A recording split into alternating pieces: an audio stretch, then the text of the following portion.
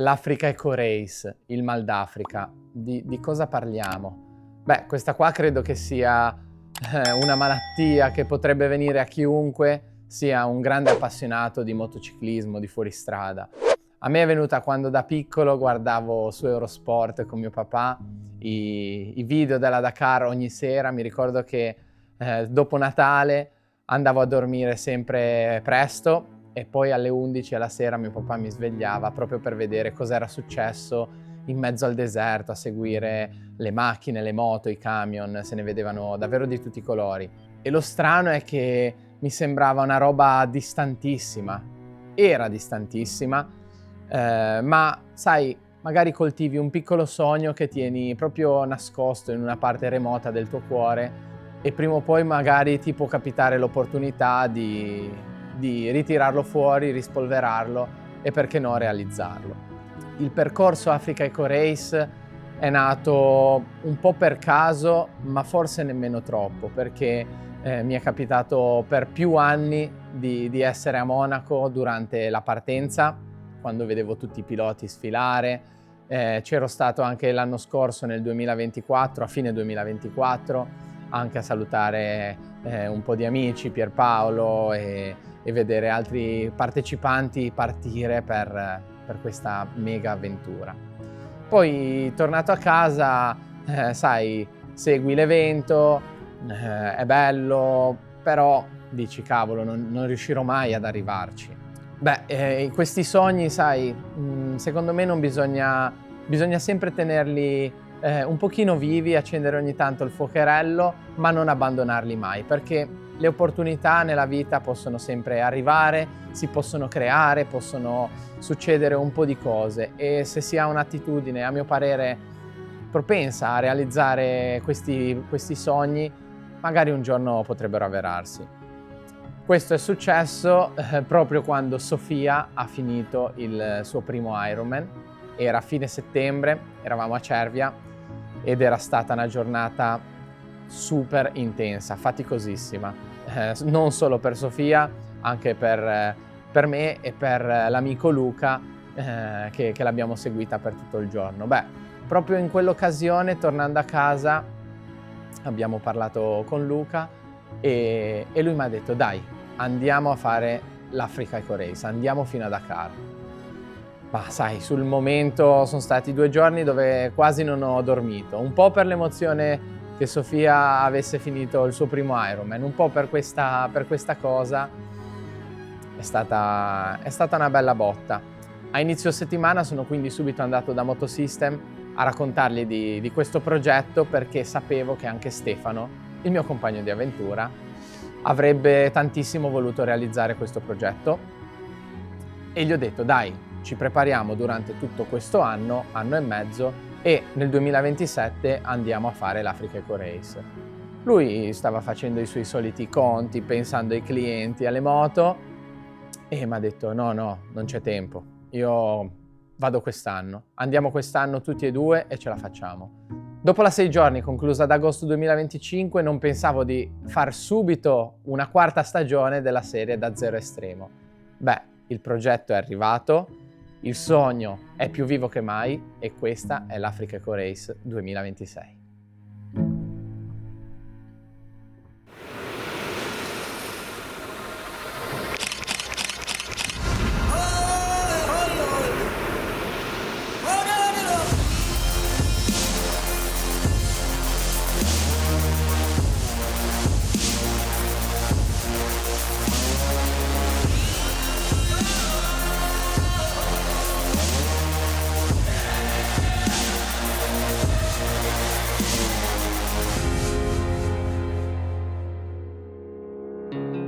Bene, siamo arrivati a fine gennaio e l'Africa Eco Race può partire.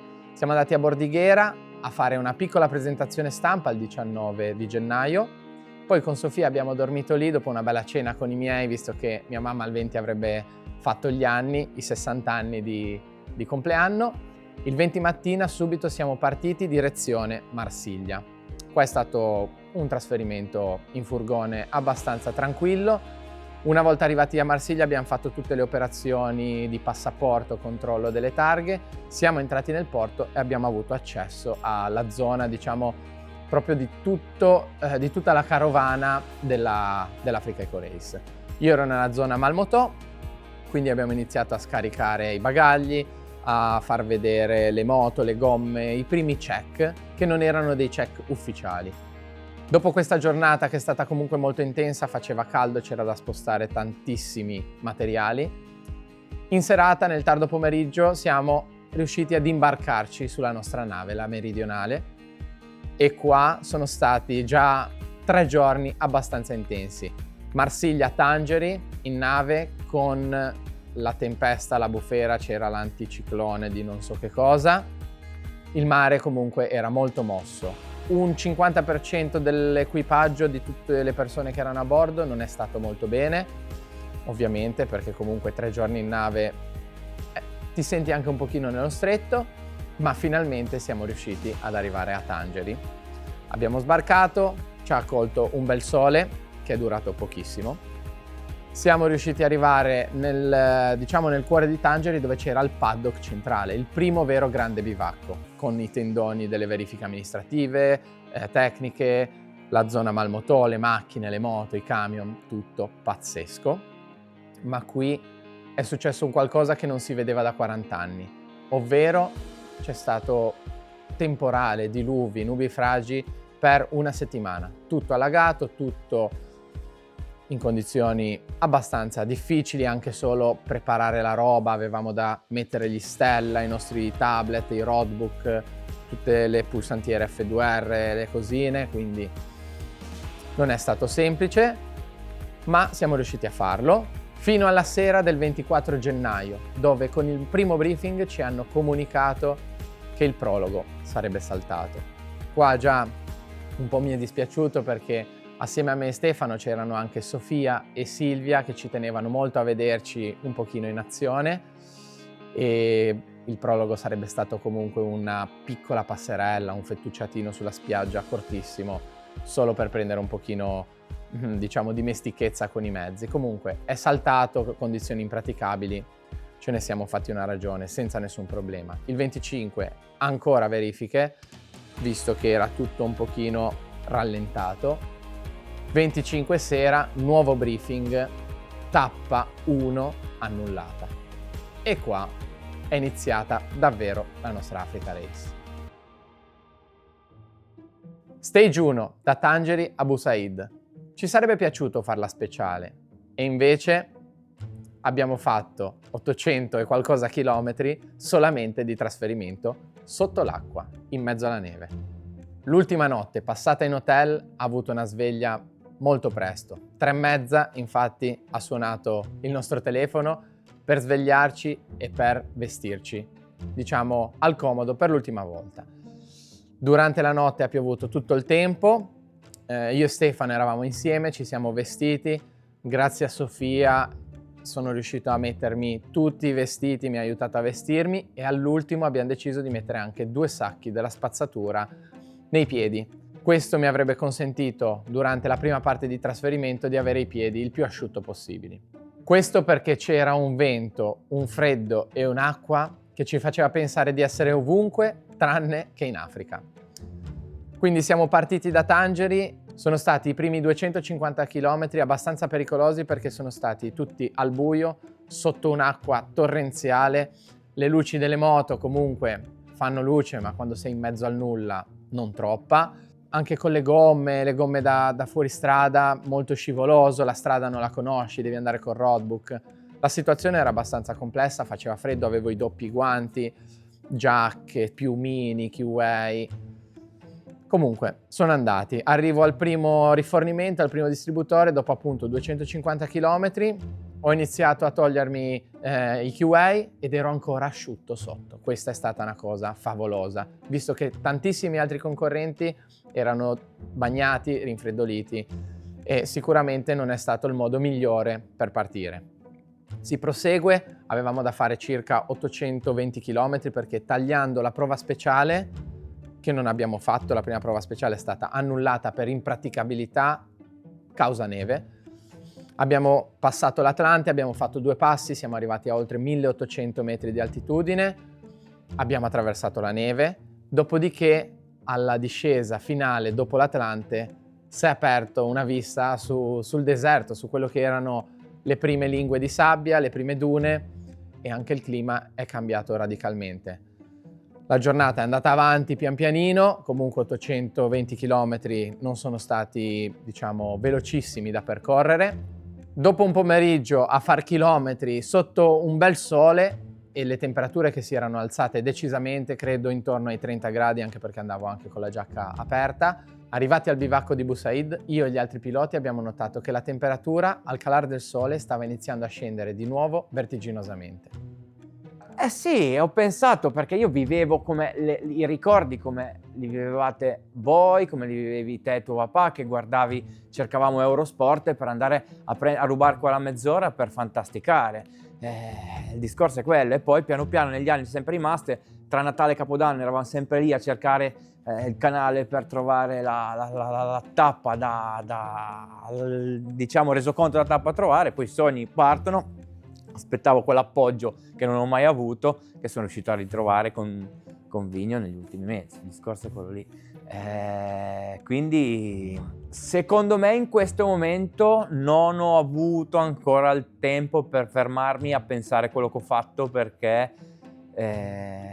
purtroppo, non essendo stato bene fisicamente nel ritorno di casa, oggi sono i primi giorni che esco e non ho ancora un po' pensato a cosa vorrei fare.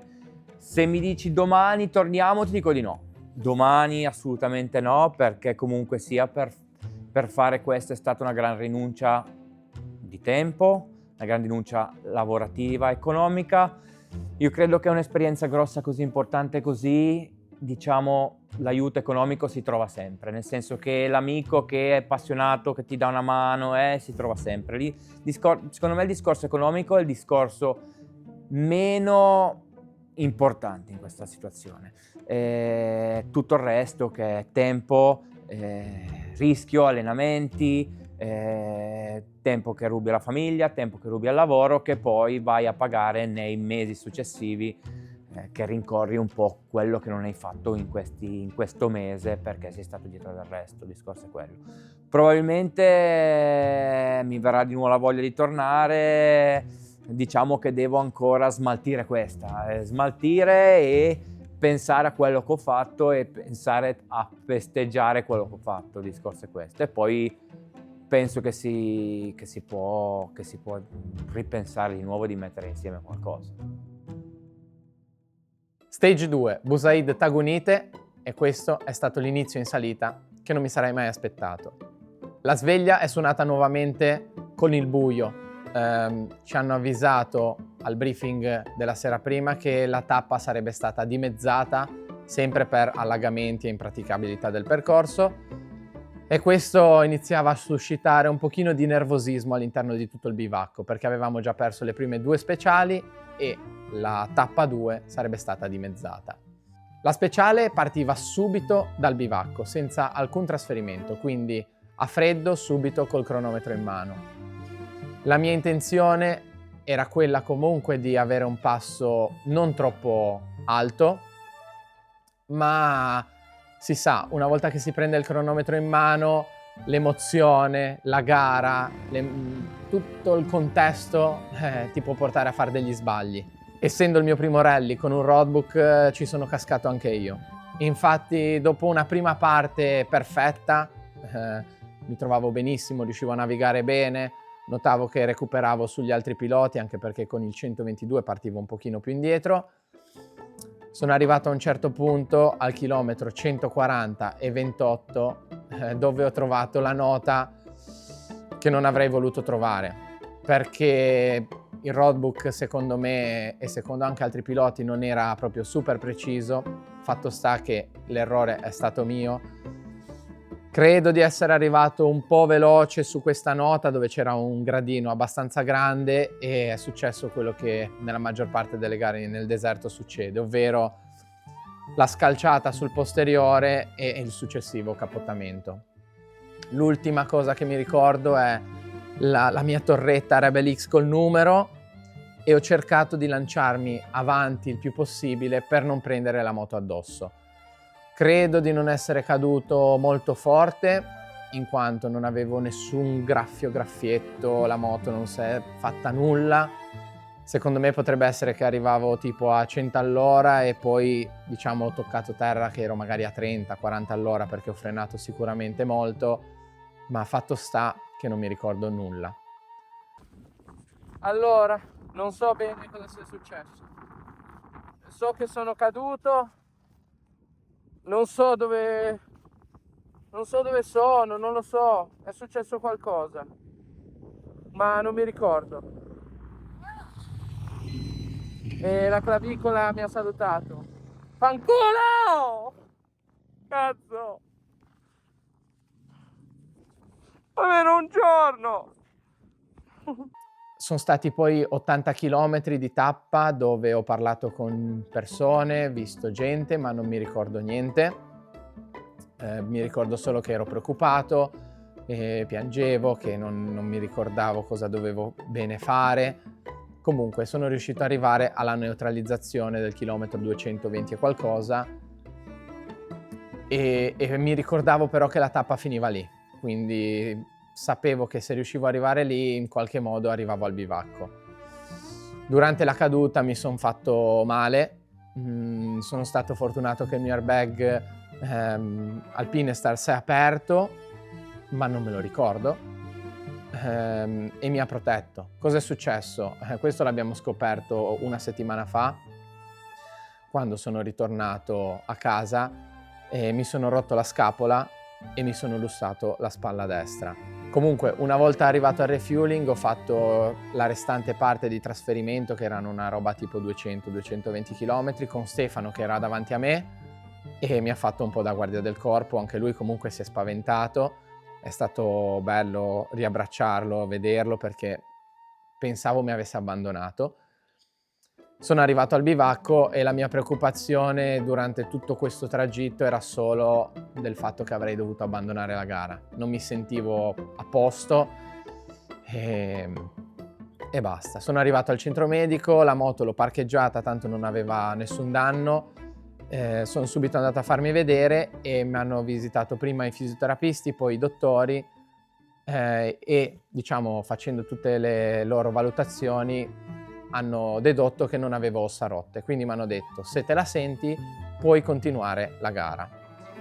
Fortunatamente la mia GasGas 700 secondo me sotto il punto di vista affidabilità è stata, detto adesso, a posteriori, una gran moto, e quindi anche per la prima notte a Tagonit non ho fatto nessuna assistenza, giusto controllato che tutto fosse ok, un veloce giro di dinamometrica, un controllo ai raggi e sono andato subito a dormire con la speranza di svegliarmi per una tappa 3 un pochino più in forma.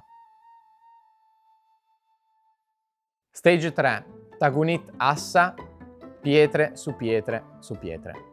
Il risveglio è stato abbastanza buono, sono riuscito a fare tutta la mia parte di rimessaggio dell'attrezzatura, la tenda, il sacco a pelo, come avevo programmato, come avevo pensato. Siamo partiti dopo un piccolo trasferimento di una ventina di chilometri per la prova speciale di 440 chilometri. Qua non sapevo cosa sarebbe successo, quindi sono partito proprio pianissimo. Il dolore al braccio si faceva sentire, ma in testa non avevo ancora in mente di abbandonare la gara. Quindi sono partito tranquillo e solo cercato di navigare bene e proseguire la mia tappa senza pensare a nulla, solo godermi il paesaggio, i posti che stavamo attraversando pazzeschi e cercare di andare avanti. Ovviamente le piste in Marocco non sono per nulla facili, ci sono state tantissime pietre, alternate con tratti magari più sabbiosi, piccole dune da attraversare, e infatti in questa tappa abbiamo attraversato il deserto del Cigaga, un po' più maledetto a detta dei più esperti, perché ha le dune più tagliate, un po' più critico, però pian pianino, diciamo, ho preso il passo, ho trovato poi un gruppetto di altri 2 piloti con cui andavamo via e questa tappa qua, diciamo, è stata di sopravvivenza.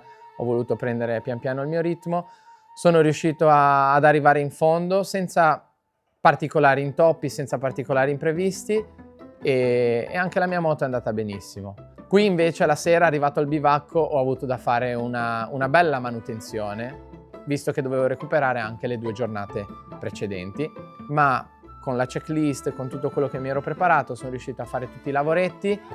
Finiti i lavoretti sono andato subito dai fisioterapisti che mi hanno fatto di nuovo una mezz'oretta di trattamento, dopodiché nanna presto per cercare di recuperare e vedere se riuscivo a partire anche per la tappa 4. Visto che ho finito la tappa 3, non mi sentivo troppo male in moto, ho deciso di continuare e ho iniziato a pensare che forse poteva essere fattibile riuscire a raggiungere Dakar. Stage 4, Assa Knifis. Se pensavamo di aver visto le pietre, non sapevamo cosa ci stava aspettando. Arriviamo all'alba della tappa 4. Bene, questa mattina si partiva nuovamente dal bivacco senza alcun trasferimento e vedendo la polvere dei piloti davanti a me, mi aspettavo già un terreno abbastanza roccioso. Avevamo da fare subito un passo da svalicare una montagna. Sono partito nuovamente qua 2 persone, quindi 2 persone al minuto e dei 2 sono quello che è andato via un po' prima, proprio per non prendere polvere. Mi sentivo abbastanza bene, ma sapevo che era una tappa rocciosa, ce l'avevano detto anche al briefing, quindi non ho voluto esagerare nell'inizio per poi dover patire troppo alla fine. Comunque nelle rocce a questa andatura un pochino più lenta mi trovavo bene perché è un terreno che io che sono più abituato a fare enduro e meno la velocità dei rally mi si addice, non pativo troppo, poi anche qua in Liguria le pietre non ci mancano sicuramente, quindi nei primi 40-50 km sono riuscito a recuperare parecchi piloti, infatti mi sono fino sorpreso perché andavo molto bene, navigavo bene, ma vedevo tutti gli altri in grande difficoltà. Secondo me anche il fatto di Ramona, della mia ES700, che mi fa sempre trovare a mio agio, è il fatto proprio di avere un baricentro un pochino più basso, un pochino più di peso, che spiana, che evita che la moto ti scarti sempre e soprattutto ha una guida più confortevole rispetto a una specialistica, perché mi sbacchetta meno anche in ottica infortunio alla spalla, mi faceva stare bene. Dopo poco cosa è successo? Ho raggiunto nuovamente Fabio, il mio compagno Fabio Lottero, ho raggiunto Boris che era caduto il giorno prima e non stava bene, un altro amico della Malmoto del Belgio, e poi come il giorno prima nella tappa 3 ero insieme al mio amico Thierry Tracan, francese. Quindi abbiamo fatto un piccolo gruppetto di 4 piloti e qua ci siamo divertiti un sacco perché abbiamo portato poi tutta la speciale fino alla fine insieme. Abbiamo guidato sempre insieme e questo è stato secondo me un bene perché c'erano alcuni punti dove la navigazione era davvero difficilissima e a mio parere secondo me anche un po' sbagliata nel roadbook. Bisognava cambiare il cap di 30 gradi rispetto a quello che era il roadbook per essere giusti, ma 30 gradi di cap è un bell'angolo, cavolo, soprattutto quando fai magari 10-15 km. Comunque siamo sempre riusciti a trovarci, io stavo terzo nel gruppo e mentre i primi 2 diciamo facevano la navigazione più grossa, magari in alcuni bivi, piste poco visibili dove loro tendevano ad andare dritti, io subito gli suonavo e correggevo il tiro per cercare di affinare un po', e questa è stata la nostra salvezza perché a parte che abbiamo fatto 2 shot a manetta facevo il video con il telefono qua, bellissimo, pazzesco. I shot sono questi ex laghi asciutti, secchi, completamente piatti, ma piatti perfetti, secondo me è il liscio per eccellenza. Lunghi 10-12 km dove puoi andare tranquillamente al massimo e la tua moto è perfetta, come sull'olio. Poi verso il fine tappa c'è stato un altro punto di navigazione molto tricky, molto diciamo difficile, dove in tanti piloti hanno tenuto una pista un po' più dritta, mentre noi siamo andati a sinistra, e qua ce ne siamo accorti quasi subito che avremmo fatto un po' di differenza. Infatti, cosa è successo? Stefano Dogliotti, che partiva al mattino davanti a me e che si era già rivelato avere un passo molto più veloce del mio, sia per la sua guida sempre costante, precisa, mai troppo esuberante, sia per la moto, sia per un po' più di esperienza che ha nelle gare degli anni passati, comunque andava molto più forte. L'ho visto venire indietro e gli ho recuperato tantissimo quel giorno lì. Quindi ci siamo accorti che avevamo scelto la strada giusta. Da qua in poi abbiamo continuato la nostra pista. Gli ultimi 10-12 km era un pistone largo, battuto, dove sono andato via con Ramona, ma cos'è successo? Ho finito la benzina, quindi avevo le mie tanichette laterali nelle borse Mosco. Mi sono fermato, ho rimesso benzina e praticamente quello che avevo guadagnato l'ho riperso, ma va benissimo così. Questa era di nuovo una giornata lunghissima, quasi da 500 km, con oltre 480 km di tappa. Sono riuscito di nuovo ad arrivare al bivacco, tutto a posto, subito doccia, massaggi e poi un bel check alla moto, una bella mangiata per andare nuovamente a dormire, visto che la tappa 5 sarebbe stata diciamo l'ultima del Marocco e si era preannunciata una tappa da strappo di filo di gas. Stage 5, Knifis Dakhla, una prova speciale tutta al limitatore. Per l'ultima giornata di gara in Marocco, prima del giorno di riposo a Dakhla, siamo partiti nuovamente con il buio, perché ci aspettava una tappa complessiva da circa 770 km. Dopo una prima parte di trasferimento con il buio, al freddo, comunque era freschino, e di asfalto, siamo arrivati finalmente alla partenza della prova speciale di un totale di 396 km. Qua il tempo era un pochino più nuvoloso e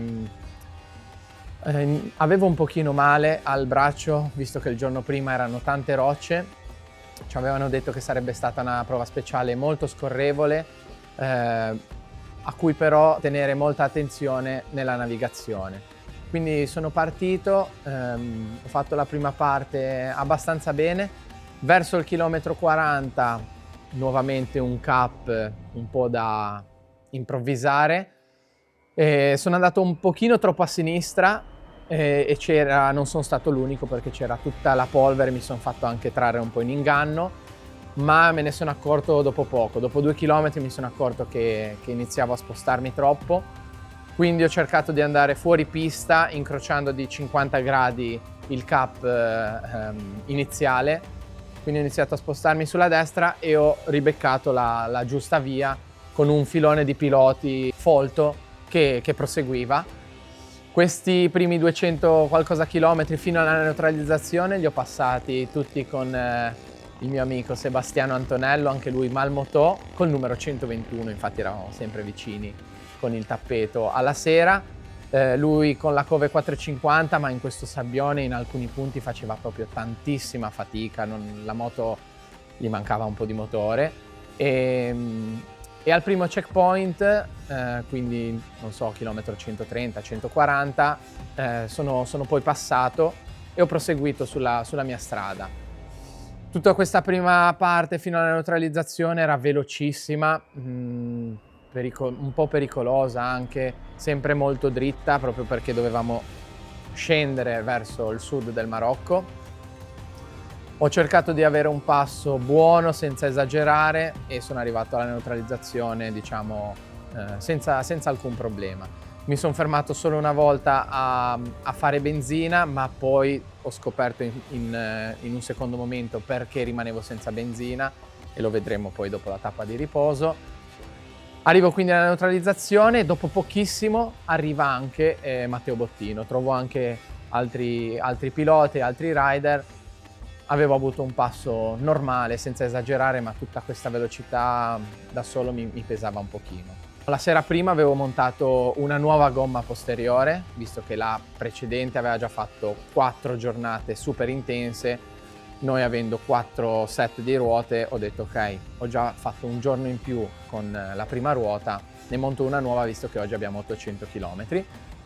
Dopo la neutralizzazione cosa è successo? Dopo un paio di chilometri dalla ripartenza mi ha passato Matteo Bottino con la Cove 800. Vedevo che andava molto forte, ma mi dava fiducia il suo stile di guida, mi dava fiducia la sua esperienza. Quindi mentre io andavo via magari a 125, 130, lui mi ha passato a 150 e ho deciso di andare via con lui perché lo vedevo bene e di tenermi un riferimento a una certa distanza di cui mi potevo fidare. Non mi pesava andare via a 150 all'ora, la mia moto non aveva nessun problema a tenere quella velocità lì, quindi abbiamo fatto insieme gli altri 200 km di prova speciale e sul finale cosa è successo? Che abbiamo raggiunto un po' di piloti che però lo volevano in continuo attaccare per farci perdere tempo. Io, visto che ero stato dietro, ho deciso di fargli un pochino da gregario, cercavo sempre di rimettermi davanti perché la polvere iniziava a essere molta, il vento non era più angolato da farla andare via e cercavo di difendere un po' Matteo per farlo navigare da solo e io stargli dietro. Il problema è che questi piloti erano tanti, erano mi sembra 5 o 6, ci attaccavano da tutti i lati e sul finale, gli ultimi 20 km, non sono più riuscito a contenere tutti e 6 piloti perché abbiamo fatto una parte di fuoripista molto ampia e quindi riuscivano ad arrivare da tutti i lati. Ci hanno fatto perdere un pochino di tempo, ma comunque è andata bene, io mi sono trovato benissimo, sono riuscito ad andare via bene. Ma cos'è successo? Ripreso l'asfalto a fine tappa per arrivare ad Akla, ho sentito che avevo stressato un pochino troppo la mia ruota posteriore. Diciamo che fare 200 e qualcosa chilometri su piste dure, sassose, a 150 all'ora fissi, per noi della Malmoto che abbiamo le gomme limitate non è stata una mossa troppo intelligente, diciamo, ma ci sta. Ho anche pagato il fatto di essere alla mia prima esperienza. Mentre i piloti con le assistenze cambiano gomme tutti i giorni e anche se diciamo stressano un po' troppo pneumatico e mousse non è un problema perché lo possono cambiare. Noi della Malmoto, avendo solo 4 set, dobbiamo un minimo risparmiarceli. Non è stato comunque un problema perché la mia gomma sentivo che iniziava a essere un pochino più stanca a livello di carcassa e mousse, ma mi ha portato comunque a fare tutti gli altri 200 qualcosa di trasferimento per arrivare ad Akla.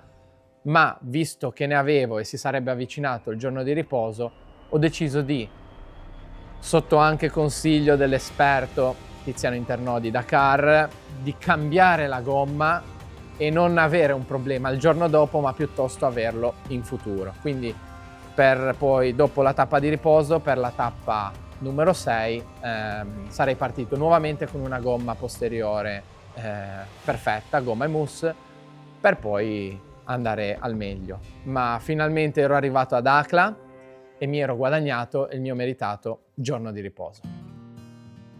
Il numero 40 perché questo traguardo che ho raggiunto con la mia età, diciamo che hai raggiunto un traguardo di consapevolezza di non essere più un ragazzino, hai la testa sul collo e speri che una gara di questa entità di essere in grado di gestirla nel miglior modo, sia a livello fisico che diciamo a 40 anni il fisico sei un fisico allenato, ti sostiene ancora, ma a livello mentale che ormai ti conosci i tuoi limiti, conosci un po' tutto con la tua esperienza e può permetterti di arrivare un po' più serenamente alla fine.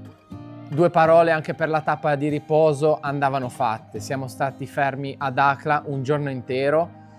Mi aspettavo un paese un pochino diverso in quanto eravamo in questa penisola, diciamo fantastica per il windsurf, per il vento, per gli sport acquatici, ma per noi che avremmo avuto da lavorare una giornata intera sotto le nostre moto non è stato affatto facile. Il vento era fortissimo, il sole anche, dovevamo comunque coprirci, le temperature iniziavano a salire.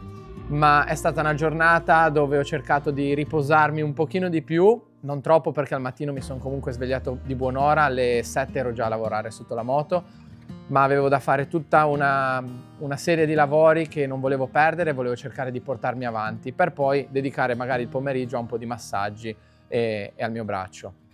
Quindi i lavori da fare, quelli più grandi, erano ad esempio, oltre a cambiare i filtri dell'olio, che non avevo ancora cambiato, ne avevo programmato solo un cambio filtri nella tappa di riposo, volevo aprire la frizione e sostituirla. In tantissimi mi hanno sempre, diciamo, criticato o comunque fatto notare che il GasGas S700 non è una moto adatta per questa avventura, ma io conosco bene la moto, conoscevo anche abbastanza bene il mio stile di guida e ero sicuro che sarebbe potuta andare bene, ma non così bene, perché una volta che ho aperto il cestello, tutto il carter della frizione, ho preso i dischi, ovviamente i dischi sono quelli Newfren, un pochino rinforzati, leggermente diversi da quelli originali, ma erano perfetti. Quindi voleva dire che i componenti usati erano perfetti, l'olio che ho sempre messo, tra Motorex, i filtri, questo, quell'altro, era sempre ok. Le modifiche che abbiamo fatto con Rigo Racing al motore, anche per far prendere più olio al cestello della frizione, avevano funzionato e questa è stata una roba che mi ha rassicurato tantissimo. La frizione era ancora nuova, quindi ho deciso di non sostituirla. Rimontando ho fatto un lavoro che avrei dovuto fare a casa, che era passare i recoil su 2 viti dell'attacco della pedana, che iniziavano i filetti a essere un po' stanchi. Avevo tempo, quindi mi ero portato i recoil, sono riuscito a fare anche questa roba. Questo è l'unico aspetto, l'unico dettaglio che non sono riuscito a fare a casa e che lo avevo segnato da fare, ed è l'unico che potenzialmente avrebbe potuto darmi problemi.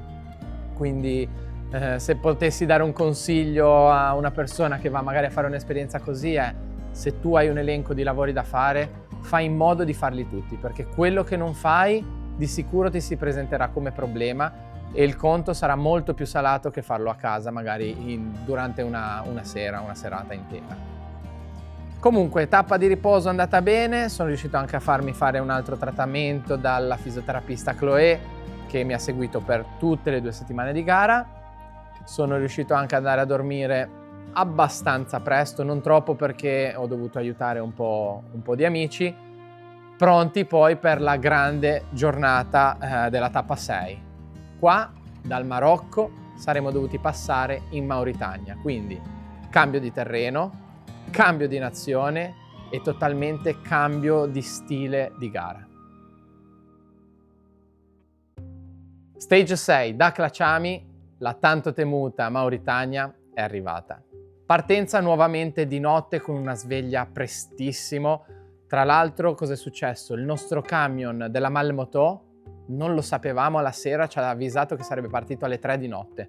Quindi tutti i nostri bagagli, le tende, sarebbero dovuti essere già alle 3 di notte sul camion per poi partire per la lunga trasferta.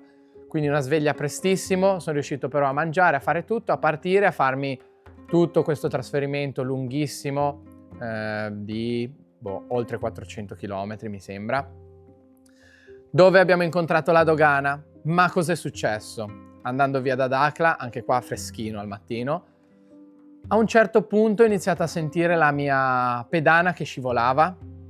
Quando è arrivato il sole mi sono accorto che dal lato sinistro avevo una piccola perdita d'olio, alcune goccioline, ma il mio stivale iniziava a essere completamente pieno.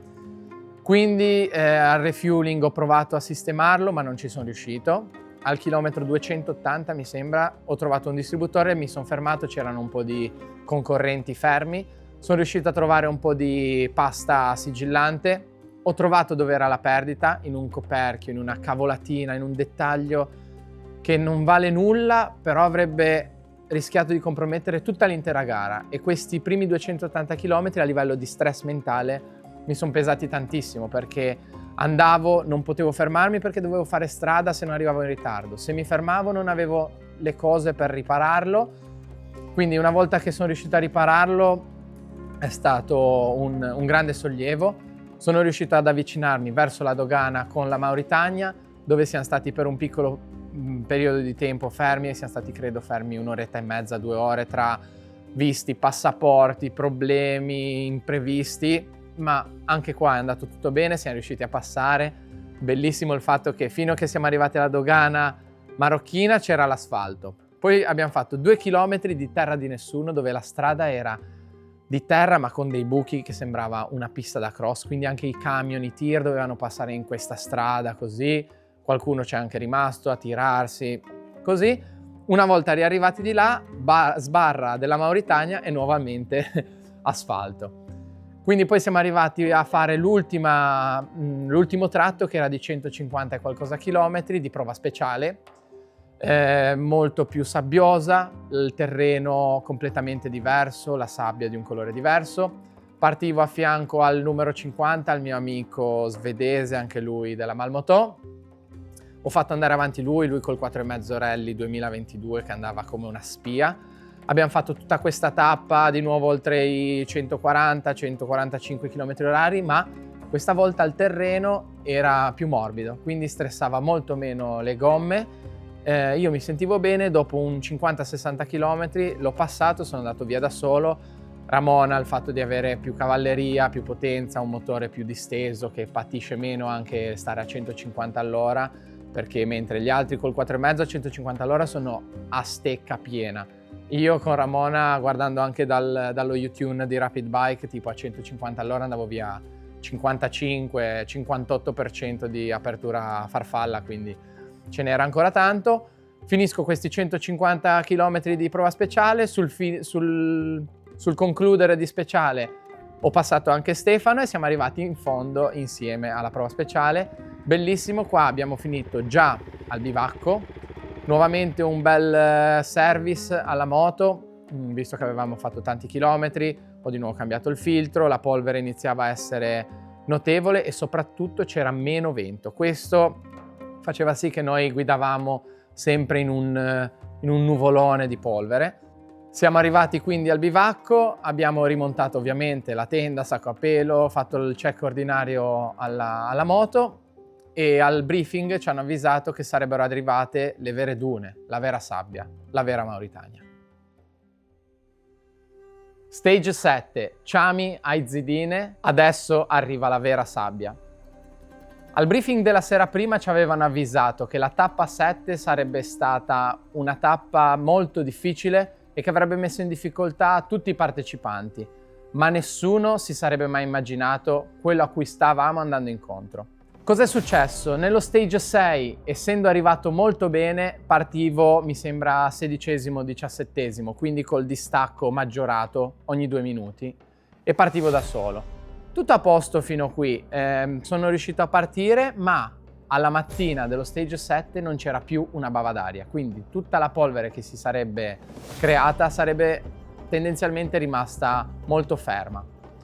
Sono partito, la prima parte di tappa molto veloce, tutto a posto con la navigazione. Verso il chilometro 40 invece c'era molto più vento che aveva già cancellato le tracce.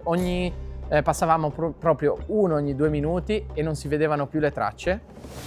Quindi ho iniziato a andare leggermente storto rispetto alla traccia ideale, ho perso le tracce principali.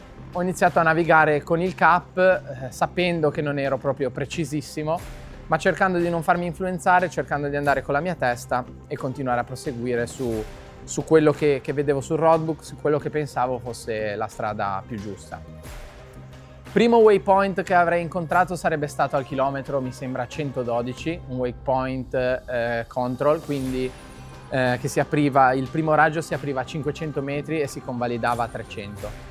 Questo fa sì che questo waypoint sia molto difficile da trovare, perché 500 metri in mezzo al deserto dopo 112 km sono niente. Ho iniziato ad andare, ero già al chilometro 114-115 e non avevo ancora trovato il waypoint.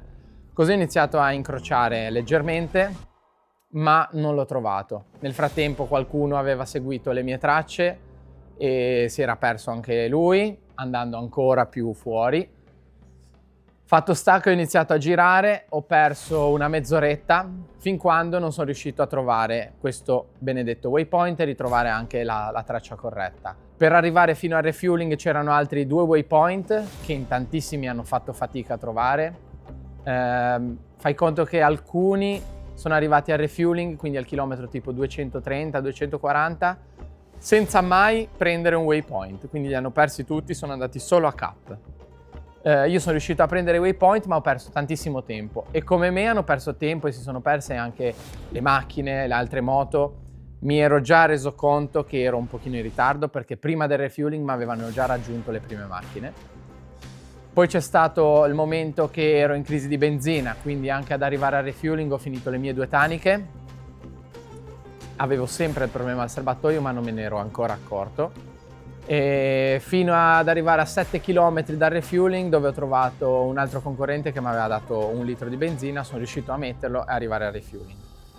Al refueling era già difficile, caldissimo, ho cercato di mangiare e bere il più possibile, ho fatto il pieno di benzina, taniche, tutto quello che avevo, sono ripartito. I primi 100 km dopo il refueling li abbiamo fatti a fianco alla famosa ferrovia del ferro, quella che attraversa tra Mauritania e Marocco fino ad arrivare al mare. Dopodiché a un certo punto taglio 90 gradi dritto per attraversare, mi ricordo dovevamo attraversare 5 lingue di dune, di sabbia. Già prima del refueling avevamo fatto tantissima erba chameau, quindi lento, mollo, faticoso. Incontriamo questi diciamo 5 pezzi di deserto, tutti con il roadbook segnato che le dune erano tagliate, quindi la salita era morbida, poi sempre la duna tagliata. Il primo sono riuscito ad attraversarlo abbastanza bene, nel secondo ho iniziato a incappare in qualche imprevisto, più che altro mentre andavo, cioè mi sprofondava la sabbia, la mia sabbia diventava tutta a un tratto molle e la moto mi sprofondava tutta, giù completamente.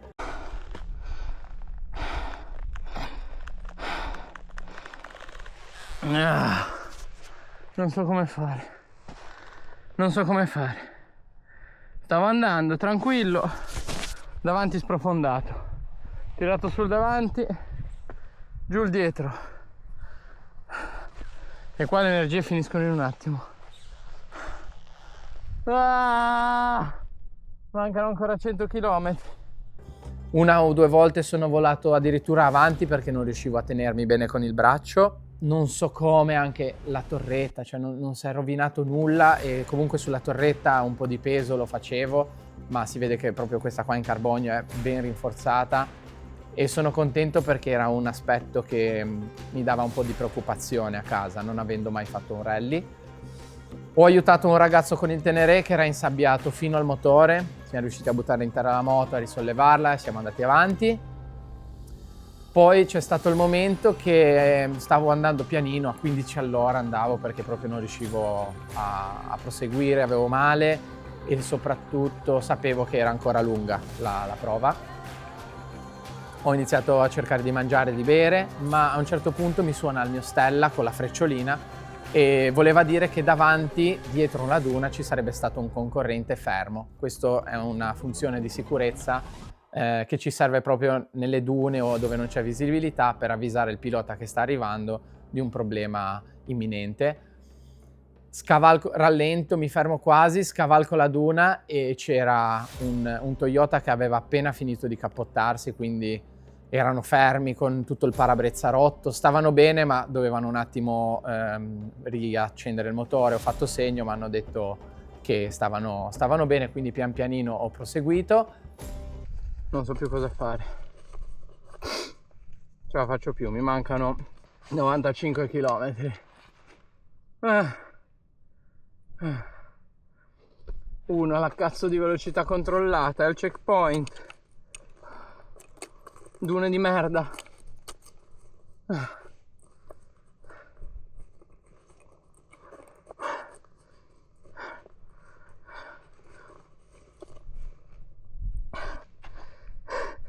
Dai, cazzo!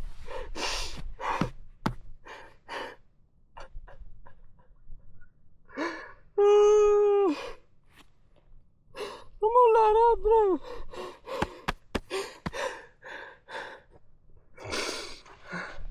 Non perdere energia, dai. Dai.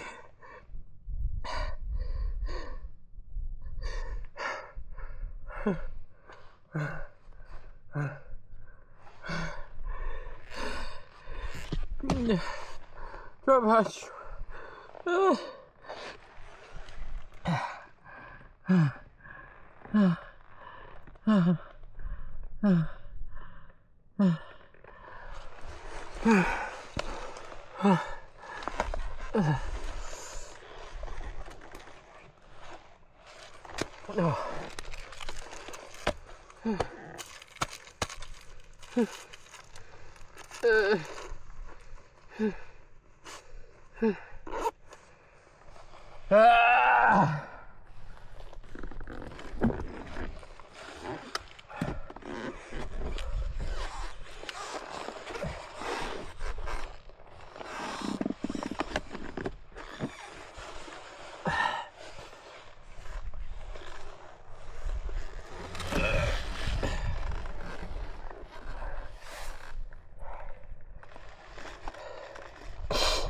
Ramona, dai, su, andiamo.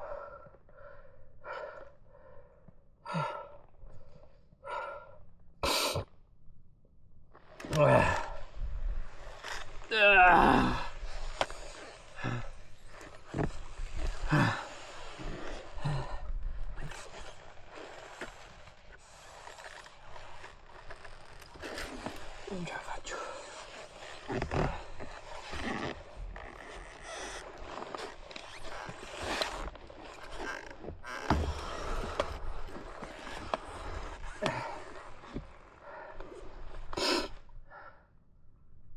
Cazzo.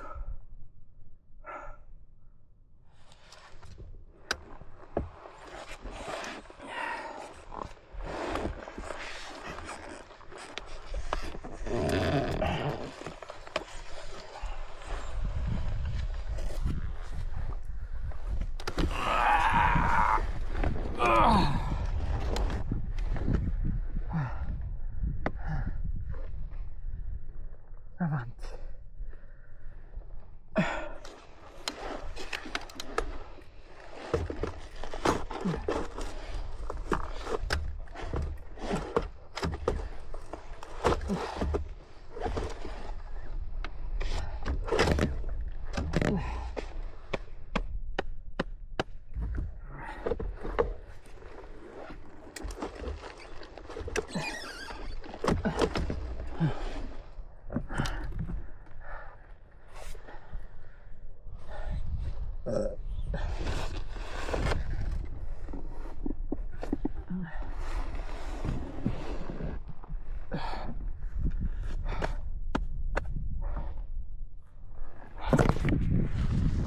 Ma proprio da lì in poi è stato un inferno, perché poi gli altri tre pezzettini di deserto, di dune che abbiamo dovuto attraversare sono stati mortali.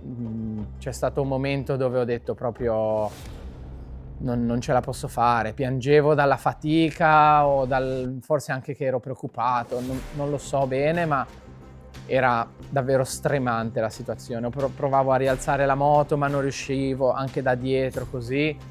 Sono contento che sembra una cavolata, ma avevo lasciato dietro assieme al portapacchi dove c'avevo il borsellino, ci avevo lasciato anche la cinghia da estremo di camoletto, e quella cinghia lì sembra una cavolata ma mi aiutava sempre quando dovevo ritirare sulla moto.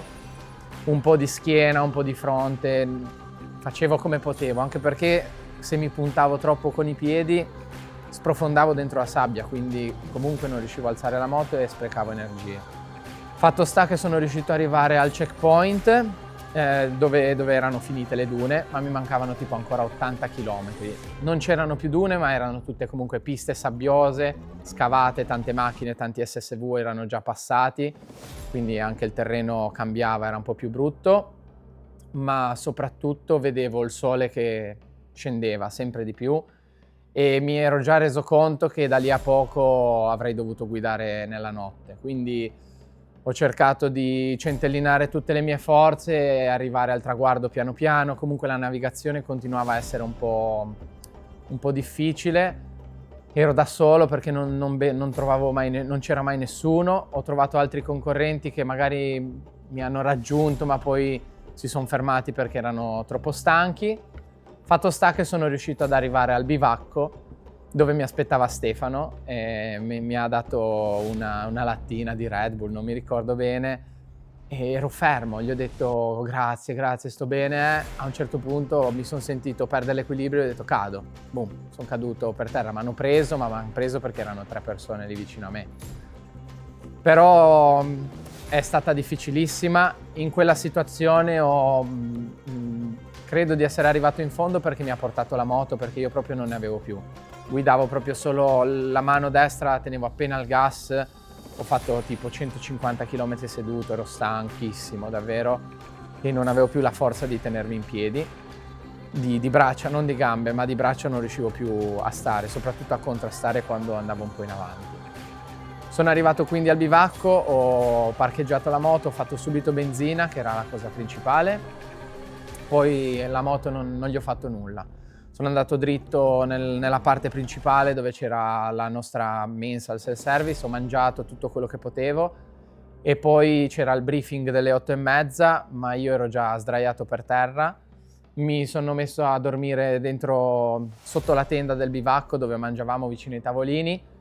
Alle 9 mi ricordo che è l'ultima volta che ho guardato l'ora, alle 9, 9 e un quarto, stavano ancora parlando, facendo vedere i video del giorno prima. Io mi sono messo a dormire e mi sono svegliato il giorno dopo alle 6:44. Questo per me è stato, credo, la cosa più furba che potessi fare, perché ho dormito tantissimo. È stata una notte difficile perché verso le 3 mi sono svegliato, c'era un vento pazzesco e quando ho guardato fuori vedevo nel bivacco i gazebi volare, tutti svergolati, hanno avuto tutti poi problemi di tende, entrava la sabbia. Dove ho dormito io comunque era la parte principale, era fatto bene dalle persone del posto. Sì, ho dormito vestito ma non faceva troppo freddo e poi ho preso tutti i tavolini alle 2:30 di notte che mi sono svegliato per il troppo vento, ho preso tutti i tavolini, ho fatto una specie di bunker intorno alla zona dove dormivo e questo mi ha consentito di dormire ancora serenamente fino appunto alle 7:45 del mattino. Diciamo che con questa giornata è stata la giornata dove ho detto se diventa ancora più difficile non so come potrò fare, ma ho fatto bene a dormire e è stato diciamo un cambio pagina per le tappe successive. Stage 8, Aizidine, una nuova rinascita. Mi risveglio nuovamente al bivacco, ma già vestito, quindi ho solo dovuto mettere gli stivali e i tutori, pronto per fare colazione, prima delle 2 tappe in programma ad Anello. Questo è stato una gran cosa perché non dovevo diciamo rimettere a posto la mia cassa dei ricambi, non avrei dovuto rimontare la tenda, anche se non l'avevo comunque montata perché ero arrivato nella notte, però diciamo il nostro bivacco sarebbe stato lo stesso anche per la serata della tappa odierna. Quindi si riparte per altri 400 e fischia chilometri, praticamente senza trasferimento, un'altra tappa tutta di sabbia con altre dune da sorpassare. Sono partito, ero molto più riposato, sono riuscito a fare tutto il primo pezzo bene, anche le dune, tutti i deserti che abbiamo attraversato in questa tappa mi sono sembrati più facili del giorno prima.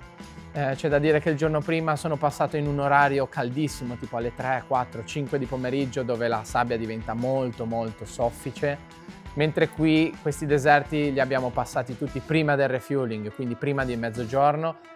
E comunque ho cercato di stare un po' più attento, ho preso anche un po' più di confidenza con il terreno molto morbido. La mia moto, come sempre, ci ha messo una pezza perché c'erano delle dune un po' più alte da salire dove alcuni ci rimanevano, mentre io bastava dare un po' più di gas e riuscivo sempre ad arrivare in cima. Mi sono piantato credo 3 o 4 volte, ma roba molto più leggera e sono sempre riuscito a tirarmi fuori in un tempo più breve. Dopodiché refueling, sono arrivato al refueling, tutto ok. Andando avanti ho avuto il problema che mi si è inchiodato lo Stella, quindi se da una parte ero un po' messo meglio del giorno prima, ho avuto un piccolo problemino tecnico e lo Stella cos'è? È questo, diciamo, dispositivo elettronico che viene fornito dall'organizzazione a tutti i partecipanti e è proprio il dispositivo con cui vedono la velocità che tu fai, le velocità a zone controllate, dove sei, puoi mandare dei messaggi di SOS, di pericolo, che stai aiutando un altro concorrente. Quindi mi si è inchiodato e non avevo più la possibilità di vedere alcuni parametri, anche il roadbook, quindi non riuscivo più a farlo scorrere. Avevo solo il riferimento delle 3 note che avevo letto per arrivare al refueling. Fortunatamente erano 3 note da 20 e qualcosa chilometri l'una e mi ricordavo più o meno il cap che dovevo seguire. Sono riuscito solo in qualche modo a seguire un minimo, ho perso comunque le tracce. Poi ho chiesto aiuto a un abitante in una capanna che non capiva quasi niente, ma sono riuscito a barattare l'aiuto con una barretta.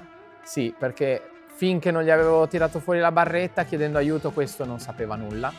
Dopo che ho tirato fuori la barretta ha iniziato a parlare in francese, benissimo, anche se non capisco il francese riuscivo a capirlo. Mi ha dato indicazioni di dove stavano passando le moto e quindi sono riuscito a rimettermi sulla traccia principale.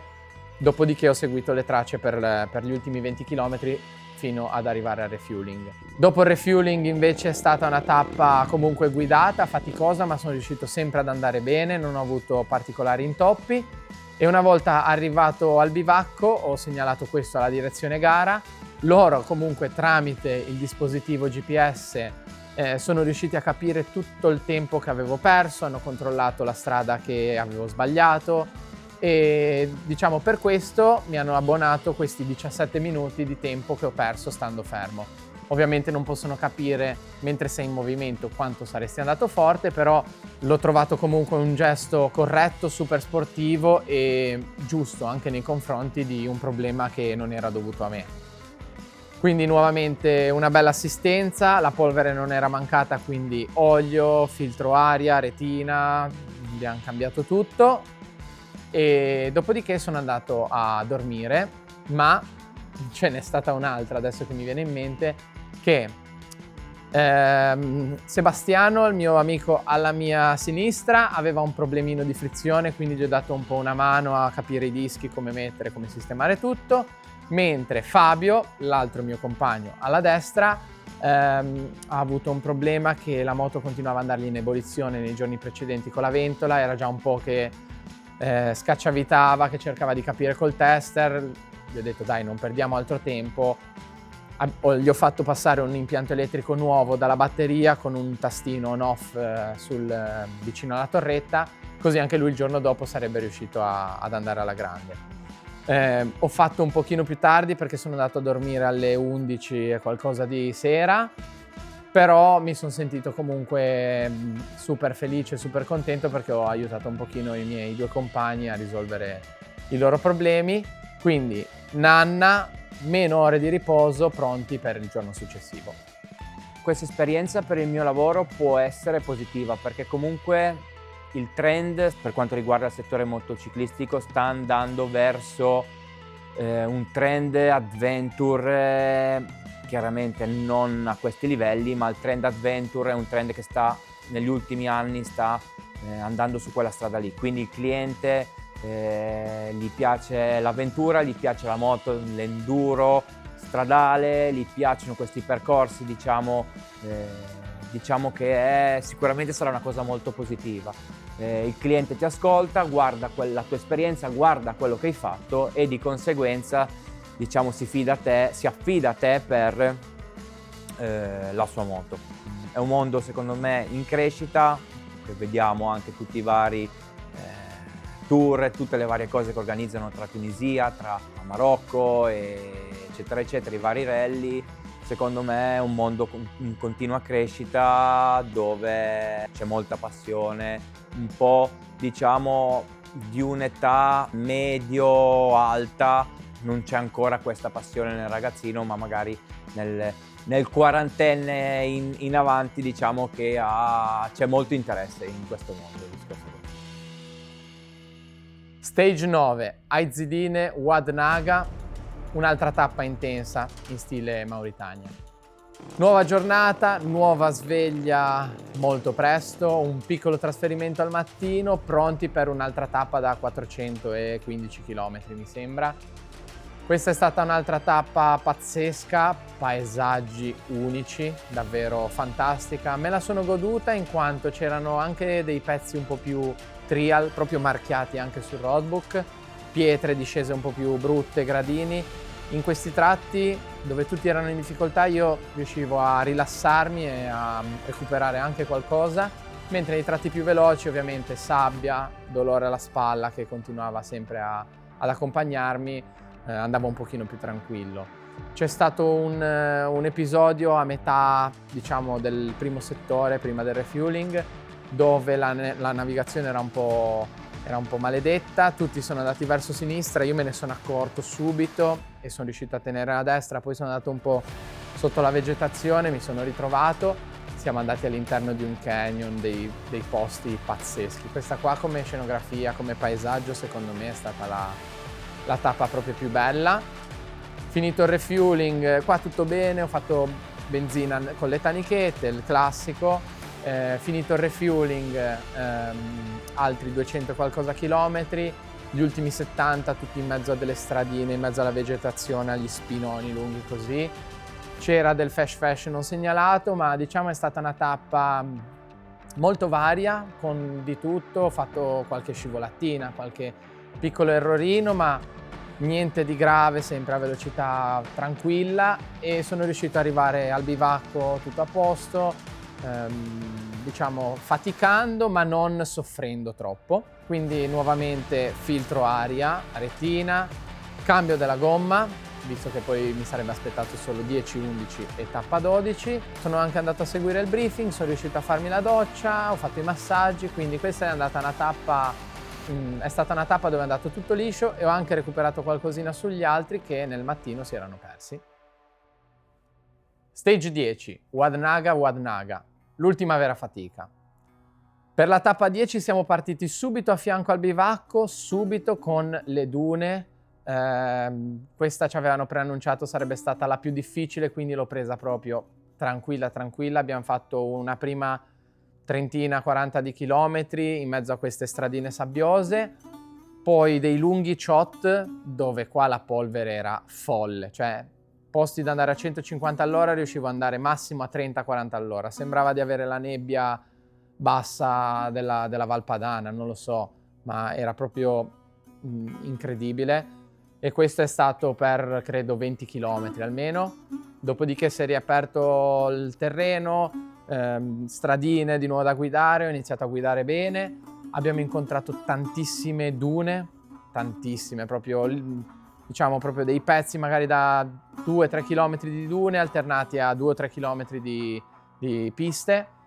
Questo era faticoso in certi punti, ma avevamo sempre il tempo di riposarci. Ho sempre cercato di prenderla con calma, sono riuscito a recuperare Fabio, altri piloti. Ho incontrato Boris che nel frattempo aveva avuto dei problemi perché continuava a svitarglisi il perno della ruota. Comunque ho guidato bene, abbiamo fatto ogni tanto un piccolo gruppetto, ci tiravamo un po', siamo arrivati alla neutralizzazione insieme, tutto a posto. Dopo la neutralizzazione sono ripartito, doveva essere una parte un po' più scorrevole, ma sapevo di non dover mai abbassare la guardia perché ci sarebbe stato il tranello ed è arrivato prima di quello che prevedevo, proprio perché c'erano dei lasciapista, dei cambi di cap, fino al fatto che ci siamo persi, ma tutte le tracce erano perse. Io ero da solo, gli altri erano già andati avanti perché al refueling non trovavo il guanto, me l'aveva tirato via il vento, quindi in questa tappa io ho fatto gli ultimi 200 qualcosa chilometri senza il guanto, con la mano destra nuda. Comunque fatto sta che arrivano le macchine e tutte perse, anche la Mini girava, proprio pascolava tranquilla. Io ho dato un occhio alle 3-4 note successive, ho visto che più o meno si andava sempre sul cap tipo 2.30, 2.40, 2.27 e a 15 km avrei dovuto trovare un'antenna. Quindi ho fatto che tagliare la testa al toro, ho lasciato tutti lì a continuare a girare, mi sono messo a cap 2.30 e ho fatto una riga dritta, cercavo di prendermi un riferimento giù in fondo con magari un albero, una piccola dunetta che trovavo. e ho fatto Cap 230 per 15 km nel nulla, anche a una buona velocità perché era tutto un pianoro, un po' di fuoripista, ma si riusciva ad andare, fino a quando sono riuscito a trovare questa antenna. Una volta che ho trovato l'antenna mi sono sistemato con il trip, che non era nemmeno tanto fuori, e sono riuscito a proseguire, a continuare ad andare avanti fino verso la fine. Questa tappa mi ricordo che l'ultima parte aveva tipo 70-80 km di nuovo di queste stradine di sabbia che sono bellissime, però a fine tappa, stanco, sotto il sole che crepi di caldo e col braccio un po' infortunato, non era al massimo. Mi ricordo che dicevo dai, sono al 3,80, mi mancano 25 km, peccato che la tappa era 4,45. Quindi poi quando ho scoperto che erano di più ho cercato di non abbattermi troppo di testa. Fatto sta che sono riuscito ad arrivare in fondo. Questa giornata qua ho finito la benzina più o meno nei pressi di dove l'ha finita Jacopo Cerutti, ma io avevo le mie tanichette, quindi ho aggiunto una tanichetta, sono riuscito a finire tranquillamente la tappa e ad arrivare al bivacco. Grande cosa perché era un'altra tappa d'anello, quindi avevo già tutta la tenda, tutto il mio piccolo paddock montato, avrei risparmiato energie e avrei potuto dedicare un pochino di tempo alla mia moto, pronto per vivere le ultime 2 giornate di gara. È stata una settimana talmente molto lineare, tra virgolette facile in tanti punti di vista, che io non ce l'ho il ricordo. Non ce l'ho la sua tappa che è arrivata dopo che è venuto il tramonto, che è arrivato stremato. Non c'ho la tappa che come lui è arrivato, che sono arrivato super entusiasta del tempo che ho fatto, perché io ho fatto una gara molto piatta, quindi sono arrivato tutti i giorni alle 2:30 del pomeriggio, capisci? Non c'è una tappa che me la ricordo faticosa. Io il giorno che lui ha faticato, io non ho faticato. Quindi la mia gara è stata una gara molto, tra virgolette, piatta, no? Piatta perché non ho avuto né alti né bassi, non ho mai avuto l'exploit, non ho mai avuto la difficoltà, e quindi io ho fatto la molto costante. Sono arrivato lì per la costanza, anche perché al 2:30-3 arrivavo, fisicamente mi riposavo, ripartivo, non sentivo la stanchezza. Lui è arrivato alle 8 stremato, si è messo lì e si è caricato. Per assurdo, lui, tra virgolette, c'ha da raccontare 100 cose in più di me. Io non ho fatto la scivolata, non ho avuto l'imprevisto, non si è spaccato questo, non si è spaccato là, cioè non ho avuto proprio niente di tra virgolette così. Sì, no, per l'amor di Dio, meglio così, perché comunque però non c'è stato il tappone che sono arrivato tardi o quello che sono arrivato presto. Dal giornata di prologo andare avanti non c'è stata la tappa che ho fatto, più o meno sono sempre rimasto. Stage 11, Wadnaga Npal, forse la mia tappa preferita.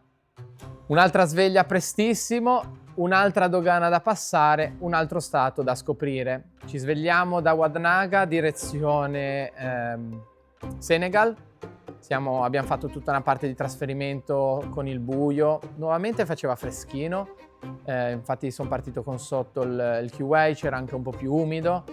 Abbiamo fatto tutta questa parte di trasferimento, siamo arrivati alla dogana tra Mauritania e Senegal, bellissimo il cambio proprio di persone, di cultura. Abbiamo visto tantissimi paesini, bello vedere i bambini che ti salutano, ti danno il 5. Qua proprio in Senegal ho notato un cambio pazzesco, mentre in Mauritania ho notato povertà, il non conoscere le cose. In Senegal ho notato più folklore, più consapevolezza, c'è un pochino, cambia un po' proprio la cultura, anche lo stile delle persone. Siamo arrivati poi con il trasferimento al nostro bivacco, perché nel pomeriggio sarebbe partita questa prova speciale, l'ultima vera prova speciale a far classifica di 131 km nella savana del Senegal. Una tappa che non pensavo potesse essere così bella, ne avevo sentito parlare, ma dopo essere partito ho scoperto nei primi metri di avere un terreno che era perfetto per il mio stile di guida, per la mia moto che ha tanto motore, che ha un telaio che tende molto a spianare il tutto. Erano tutte piste molto piccole di sabbia molla, ma da guidare, tantissime curve, proprio da guidare. Sembrava quasi una prova speciale di enduro, ma lunga più di 100 km. Mi sono accorto che se non andavo troppo forte era un continuo navigare in questa sabbia, essere sbattuto a destra e a sinistra, mentre se andavo a sentimento, sono partito, mi sentivo bene, non avevo troppo male, nel mattino mi ero riposato abbastanza nel trasferimento, ho detto vaffanbrodo, oggi mi sento bene, posso dare gas. Quindi non ho pensato a nulla, ho solo pensato a godermi quello che era la mia gara e con la mia moto, come sempre, c'è un feeling pazzesco. Appena alzo un po' il ritmo mi trovo benissimo io a guidare questa moto. So che tanti la criticano, non gli piace, per me è una moto pazzesca, puoi fare quello che vuoi e ne è stata la dimostrazione. Al primo intertempo ero sesto assoluto e continuavo ad abbassare il tempo, stavo andando fortissimo, ho fatto tantissimi pezzi dove ero costante a dover mollare perché mi lampeggiava, ero a 150 all'ora. In queste stradine passavo gli avversari che nei giorni prima mi sorpassavano a me, li passavo a 50, 60 all'ora in più e una volta finita la gara tutti gli è rimasto questo ricordo di io che passavo, sfrecciavo al massimo, provavano a seguirmi e non ci riuscivano. Fatto sta che una curva tira l'altra e in una sono arrivato a fare una bella spazzolata, ho iniziato a dare gas, a fare la pennellata di traverso e ho tolto un po' di gas perché iniziava a essere troppo il traverso, solo che ne ho tolto troppo, ho fatto high side e sono caduto. Un bel high side, devo dire, non me l'aspettavo di essere scalciato così, ma il terreno da morbido diventa duro in un attimo, quindi mi ha un pochino puntato. Fortunatamente di nuovo airbag aperto, non mi sono accorto, ho perso una tanichetta e avevo già passato Stefano Dogliotti dopo appena credo 12-13 km, avevo già recuperato 2 minuti su di lui. Mi sono rialzato e sono ripartito. I primi 15-20 km non sono stati facili, il male alla spalla è tornato ai livelli alti come nei giorni precedenti, quindi ho tenuto un ritmo un pochino più tranquillo. Poi pian piano ho ripreso ritmo, ho continuato a navigare bene e mi sono nuovamente trovato bene, ho spinto anche un pochino.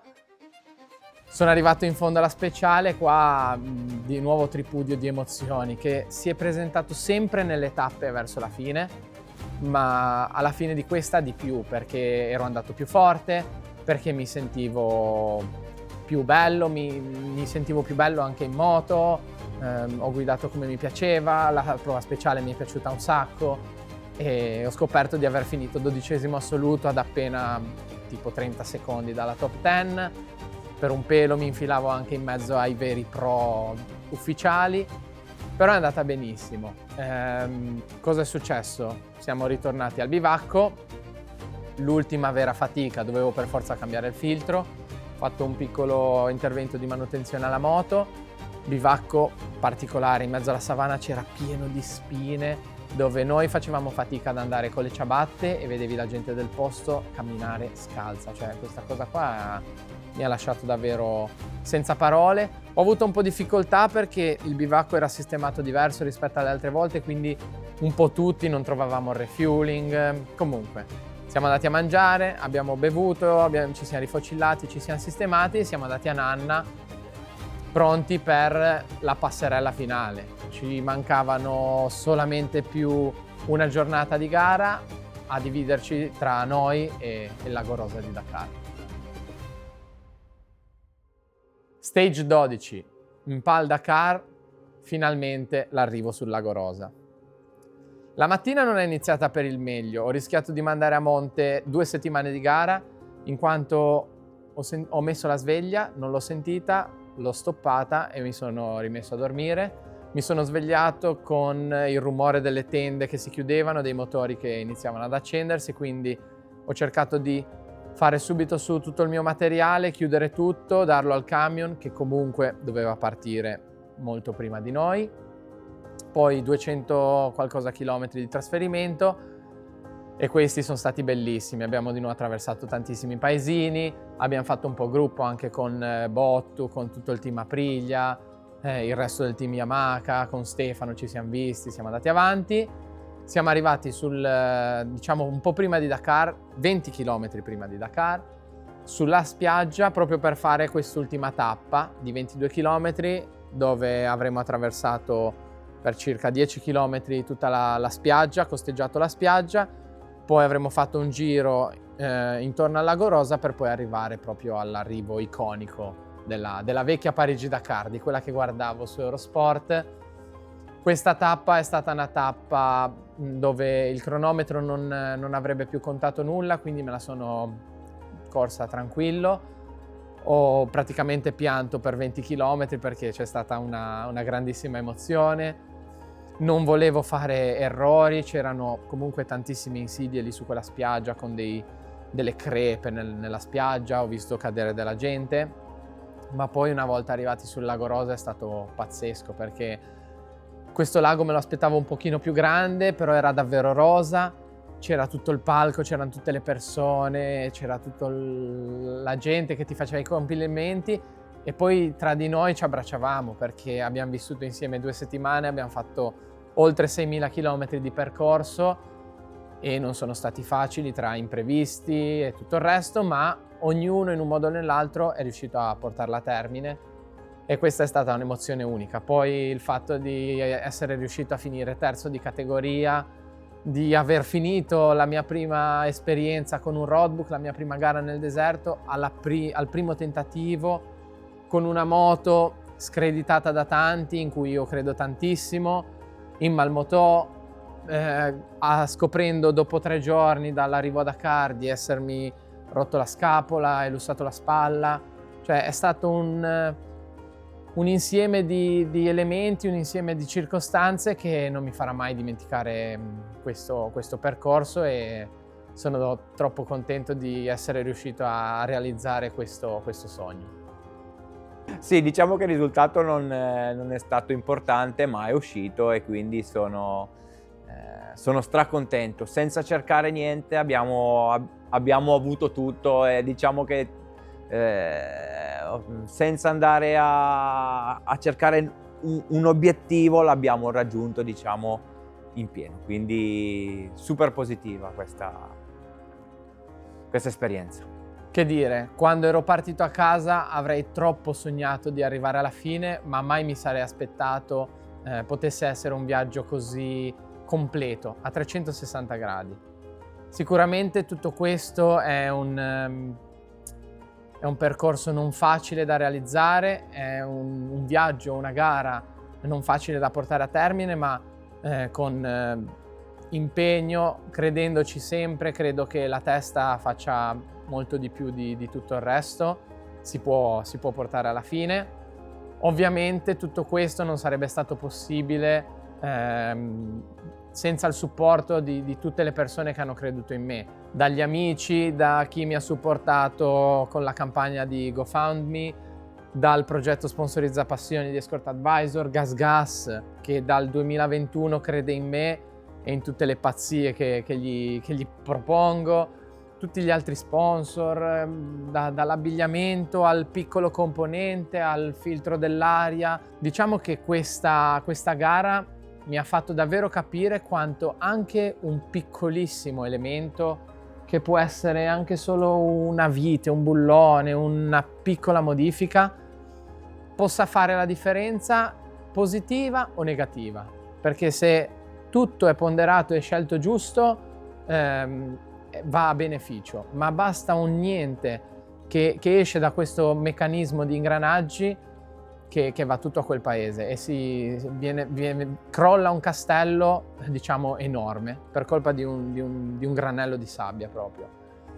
Quindi qua il supporto è stato fondamentale, la mia famiglia, Sofia, Paolo, tutte le persone che mi hanno aiutato, Luca, Andrea, un saluto anche a Dansan che ci ha lasciato in questo viaggio e sicuramente avrebbe voluto anche lui arrivare fino a Dakar.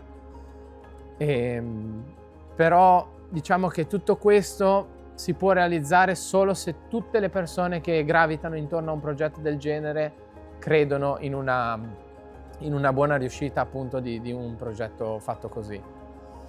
Che dire? Sono contentissimo di aver finito questa roba, di aver di essere arrivato sul terzo gradino del podio, ma qualche piccolo sassolino è rimasto ancora nei miei stivali. Quindi con le esperienze nel mondo Africa, secondo me, prima o poi potremmo rincontrarci.